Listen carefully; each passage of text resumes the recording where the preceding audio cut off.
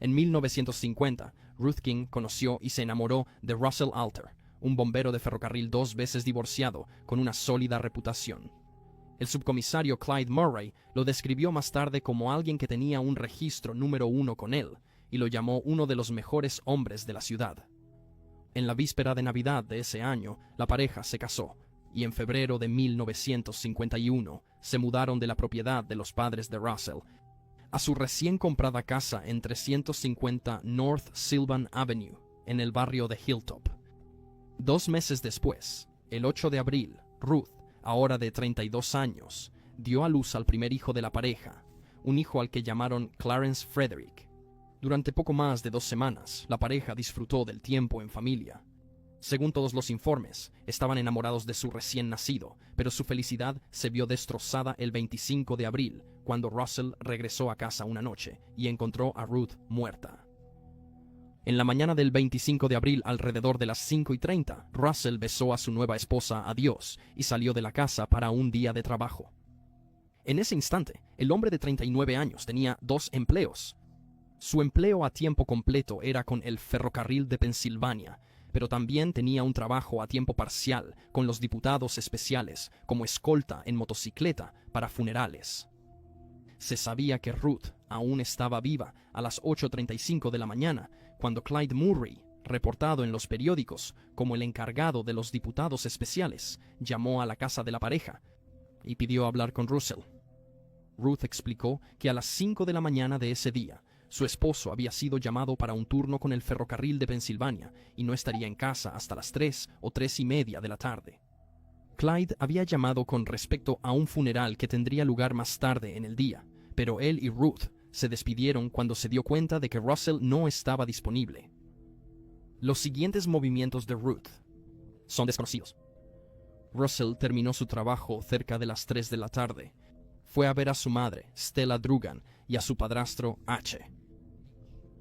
El trío se puso al día y compartió una comida antes de que el hombre de 39 años invitara a sus padres a su nueva casa. Durante algún tiempo, Ash Drugan, por estar enfermo, aún no había visitado la nueva casa de la pareja ni conocido a su recién nacido.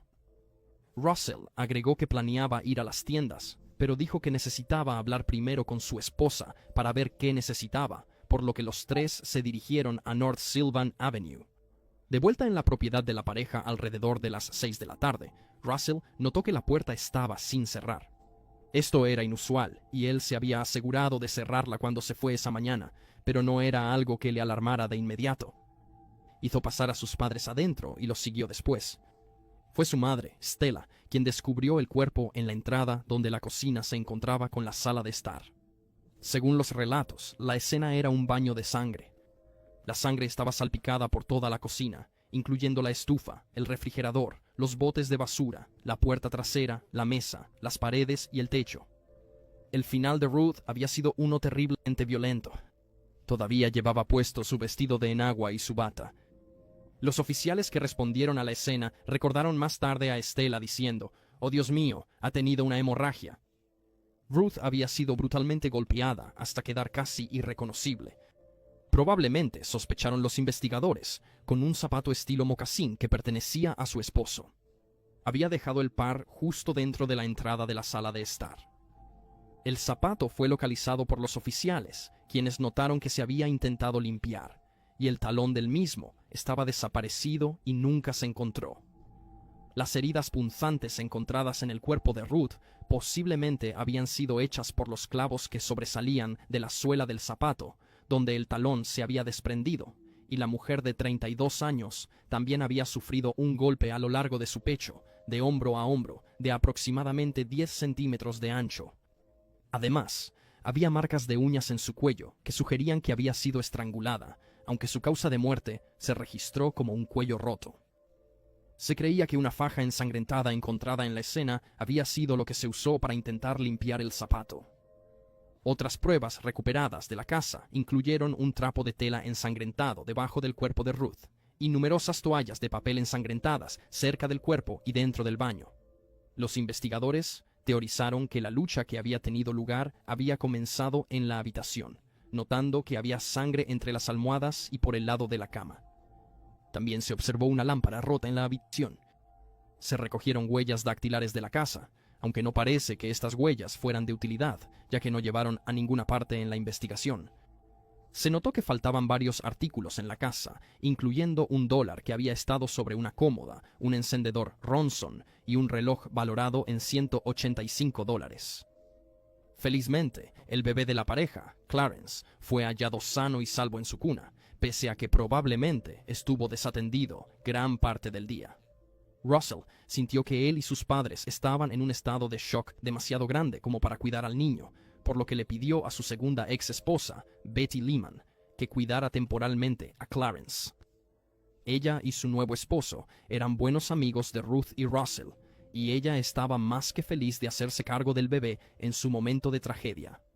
Muy temprano en la investigación, los oficiales de la oficina del sheriff del condado de Franklin comenzaron a teorizar. Inicialmente, sospechaban que el asesinato de Ruth era algún tipo de venganza. No obstante, Russell era visto como un hombre destacado, sin enemigos. Mientras tanto, Ruth era originaria de la ciudad de Zanesville y su padre había fallecido.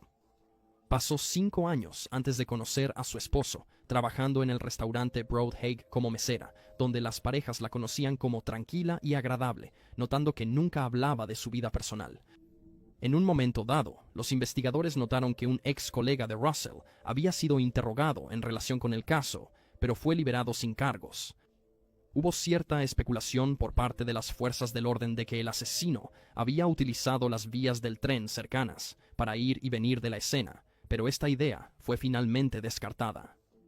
Las autoridades comenzaron entonces a buscar a cualquier extraño que se viera merodeando en el vecindario alrededor del momento del asesinato, aunque no podían estar seguros de cuándo fue eso. El médico forense originalmente creía que el asesinato había ocurrido entre 12 y 15 horas antes de que ella fuera encontrada, pero eso cambiaría cuando se descubrió que fue vista viva por última vez a las 5:30 de la mañana y se escuchó por última vez en el teléfono entre las 8:35 y las 8:45.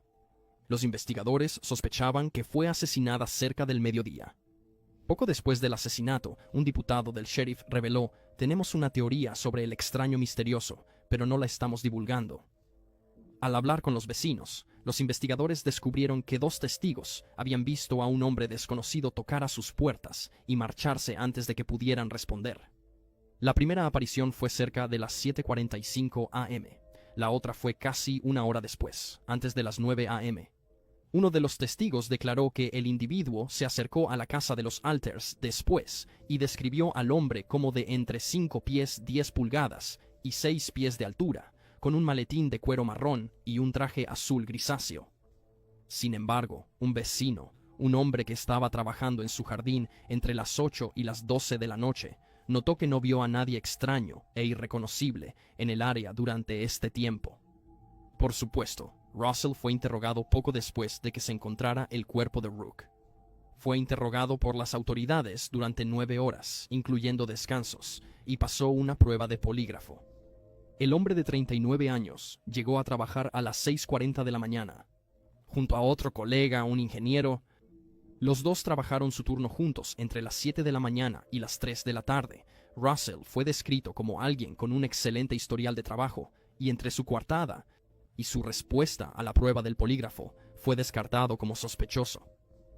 Es notable que se le daba mucha más importancia a las pruebas de polígrafo en 1951 que hoy en día, donde más a menudo que no, los resultados de estos llamados detectores de mentiras no son admisibles en la corte. En total, 6 personas fueron interrogadas y liberadas el día del asesinato de Ruth, incluyendo a Betty Lehman, la ex esposa de Russell. En los días siguientes, anunciaron que el extraño al que estaban buscando, que había sido visto por varios testigos la mañana del 25 de abril, probablemente era un vendedor.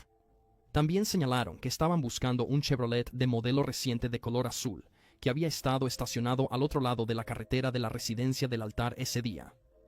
Varias pistas previamente desconocidas también fueron discutidas por las autoridades durante este tiempo. En primer lugar, salió a la luz que mechones de cabello marrón y gris que Ruth había apretado en su mano en el momento de su muerte se habían perdido cuando el forense no los consideró importantes, y un asistente que ayudaba con la autopsia los lavó.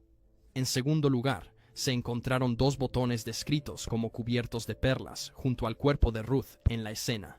Es probable que provengan de un abrigo de mujer o una chaqueta deportiva de hombre, con el forense afirmando que aparentemente eran de ropa de mujer. Notablemente, no había botones en las prendas que Ruth llevaba cuando fue asesinada. La revelación de los botones encontrados en la escena llevó a algunas especulaciones de que una mujer era responsable de la muerte, o al menos estaba involucrada de alguna manera. Durante las siguientes semanas, los investigadores siguieron varias pistas. Se investigó a 2 hermanos por dejar ropa manchada de sangre en la casa de su hermana. Los hermanos negaron cualquier conocimiento del caso y la ropa ensangrentada, que nunca se encontró. También revisaron un vestido con botones ausentes, entregado a una tintorería. Alrededor de este tiempo, había rumores de que Ruth había testificado previamente contra una red de narcóticos con base en Columbus, y su suegra, Stella, fue objeto de una llamada telefónica inquietante y amenazante, donde una mujer dijo, cito, «Señora Alter, no está muerta todavía. Tú también serás asesinado pronto». Aunque Stella colgó inmediatamente, la persona volvió a llamar. Nunca fueron identificados. Stella declaró, sonaba como si estuviera borracha o intentando disfrazar su voz. Una exnovia de Russell, que supuestamente había tomado un fuerte disgusto por Ruth y la había amenazado, fue investigada por separado, seguida de un joven pelirrojo que había agredido a un local de 57 años. Pero a pesar de todas las posibles pistas e información, la policía no pudo encontrar nada sólido. A principios de mayo se volvió a interrogar a aquellos cercanos a Ruth y Russell, junto con otras posibles personas de interés, incluyendo a una camarera de 40 años que era una exnovia de Russell. Posteriormente fue exonerado tras pasar un polígrafo. Aún así, no surgió ningún motivo para el asesinato de Ruth. Las autoridades entonces decidieron ofrecer una recompensa de $500 a cualquiera con información que condujera a la detención y condena del asesino de Ruth, pero la gran suma de dinero no fue reclamada. Varias semanas después, un vendedor de 23 años fue interrogado en relación con el caso, con testigos identificando su coche como el que se vio estacionado fuera de la casa del altar la mañana del asesinato. Con la identificación del coche, los investigadores dijeron a los reporteros, «Somos optimistas de que habrá pruebas evidenciales contra este hombre a medida que la investigación se desarrolle durante el día». Añadieron que el joven era un antiguo amigo de Ruth y que había sido interrogado 2 veces anteriormente. Volvió a llamar la atención de las autoridades cuando reexaminaron sus declaraciones y notaron algunas discrepancias. Afirmaron que todavía estaba cambiando su historia durante las entrevistas. La policía también señaló que creían que el asesino era alguien conocido por Ruth porque parecía haber dejado entrar a esa persona en su casa. Las autoridades revelaron que había algunas pruebas circunstanciales contra el joven de 23 años, que no fue identificado inmediatamente. Las pruebas incluían la falta de una coartada, manchas de sangre descubiertas tanto en su pedal de freno como en los puños de los pantalones de un traje azul grisáceo que poseía, ambas manchas confirmadas como sangre humana, y una tarjeta de visita con su nombre que fue descubierta dentro de la casa del altar. El vendedor afirmó que la sangre provenía de un matadero que había visitado como parte de su trabajo y negó estar involucrado en el asesinato. Falló una prueba de polígrafo poco después. Luego, el 19 de mayo, se reveló la identidad del vendedor. George Phillips, de 23 años, era el hijo del dueño del restaurante Broad Hague, donde Ruth había trabajado durante 5 años antes de su matrimonio con Russell. Las autoridades anunciaron, cito, «Los resultados de la prueba del detector de mentiras, más la evidencia, justifican la presentación de una declaración jurada». Luego acusaron a George de asesinato en primer grado. George Phillips fue en parte criado por su abuela, quien se mudó a América desde Grecia cuando sus hijos, incluyendo a la madre de George, eran jóvenes. Un aterrador accidente cuando tenía solo 2 años, que involucró que él saliera corriendo a la carretera tras su pelota y fuera golpeado por un coche, resultó en la amputación de parte de su brazo derecho. Aunque esto dificultó su crecimiento, George a menudo aprovechaba la forma en que sus compañeros lo subestimaban. Nuestra patrocinadora, Jenny, se puso en contacto con uno de sus amigos de la infancia, quien le contó que a menudo exageraba su discapacidad ante los niños mayores en el parque, y los desafiaba a partidos de tenis donde, si él ganaba, le entregaban su dinero. Los niños mayores, sorprendidos por su audacia, aceptaban la apuesta y eran fácilmente vencidos por George, quien se iba con su dinero en el bolsillo. George fue descrito por aquellos que lo conocían como agradable y simpático. Comenzó a asistir a la universidad después de graduarse de la escuela, pero finalmente abandonó y se empleó como vendedor. Un dueño de una tienda de comestibles local recordó cómo la última vez que vio al joven de 23 años, poco antes de su arresto, había estado discutiendo sus recetas de sopa favoritas. Según los periódicos de la época, George había conocido a Ruth a través de su trabajo en el restaurante de su padre durante 4 años, y se informó que los dos habían tenido un altercado en algún momento durante este tiempo, con los investigadores declarando que, en aquel entonces, Ruth había abofeteado al joven por un comentario inapropiado que él le había hecho. Luego George golpeó a Ruth a cambio, con la policía citándolo diciendo: «La golpeé más fuerte de lo que pretendía».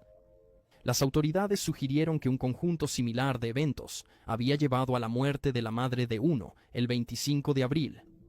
Teorizaron que George había venido a la casa para ver al bebé recién nacido y asegurar un momento para discutir la contratación de una póliza de seguro para él. Luego, en algún momento durante la visita, el joven de 23 años golpeó a Ruth, quizás más fuerte de lo que pretendía, y ella golpeó su cabeza contra la cama y perdió el conocimiento.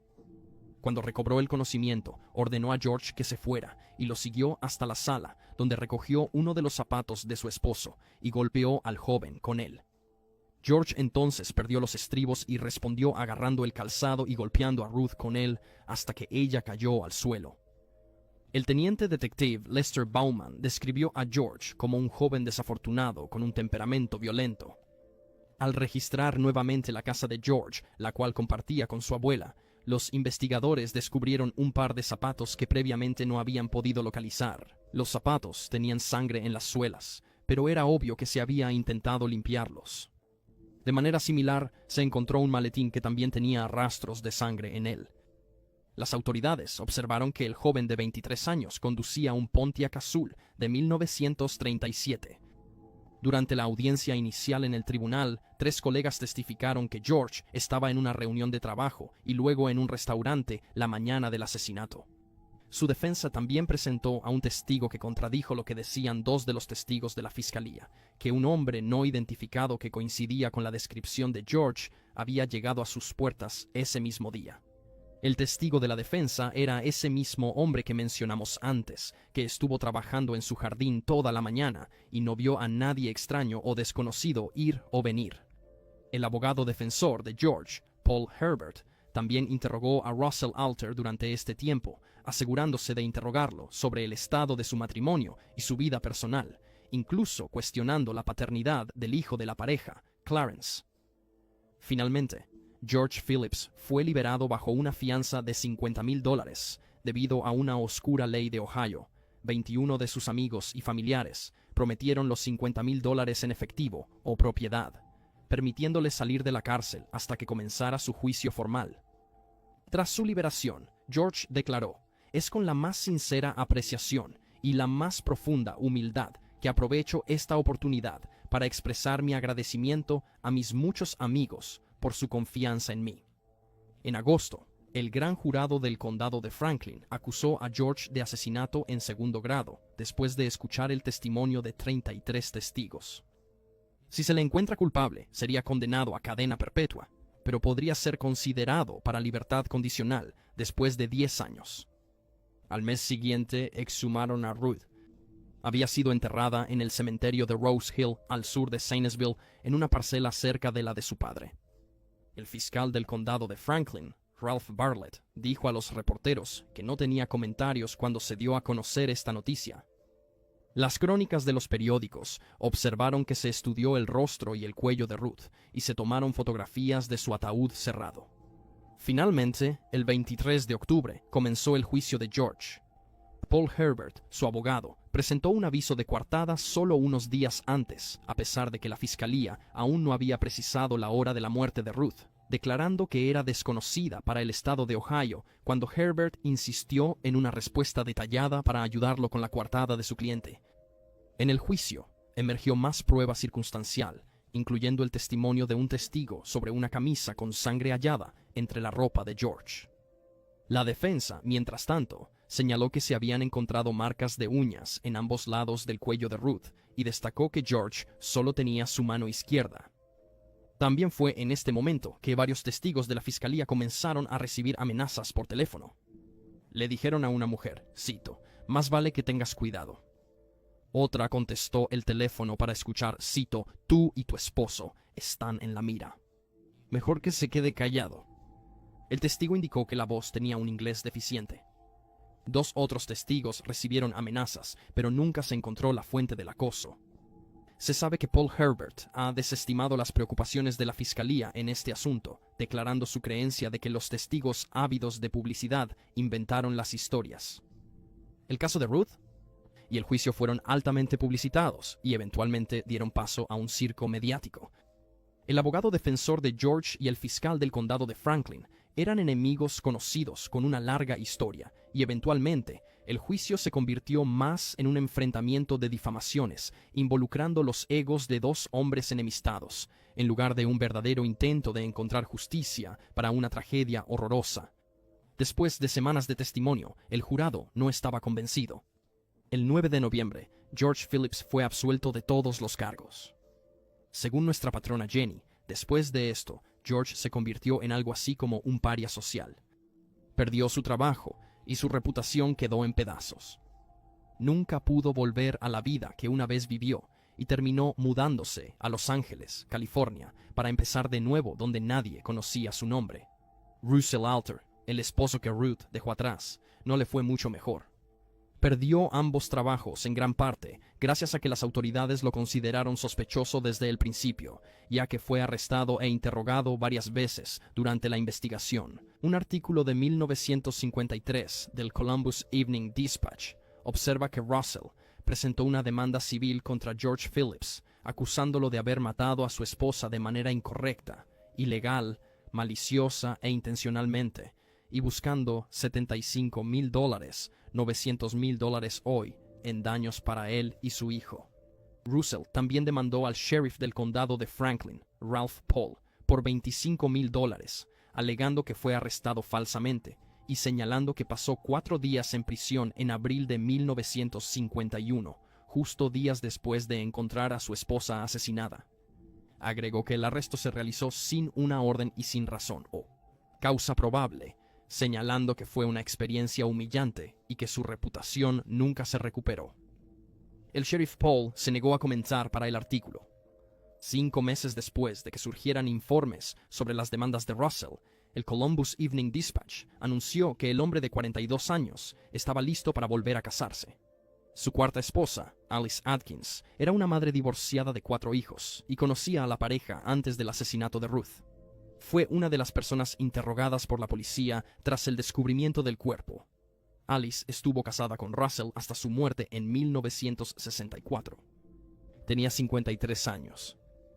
El hijo de Russell y Ruth, Clarence Frederick, o Fred como prefiere ser conocido, recordó a Alice como una mujer amable que lo crió como si fuera suyo y le dio una infancia feliz, considerando todo.